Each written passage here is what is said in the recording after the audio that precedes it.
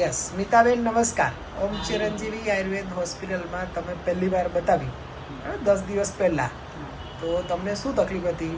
મને 6 વર્ષથી બધા સ્નાયુઓનો દુખાવો હતો. હા, ઢીચણનો, કમરનો, પછી ખભાનો બધો દુખાવો હતો.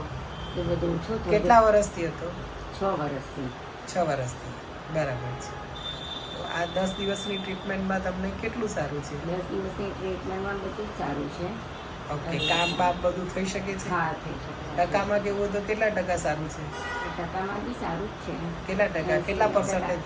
80% સારું છે. બરાબર. હવે આટલું સારું તમને સારું જ રહે એટલા માટે તમે શું કરશો ઘરે જઈને? એક્સરસાઇઝ કરવાની, દવા નિયમિત લેવાની, હા. કેરી પાડવાની પછી અને શેક કરવાનું. સરસ, આ કરશો રોજ? હા.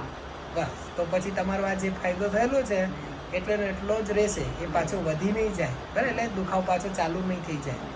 ઓકે, ચાલો, સરસ. તમે સારા જ રહેશો, ચિંતા કરશો નહીં.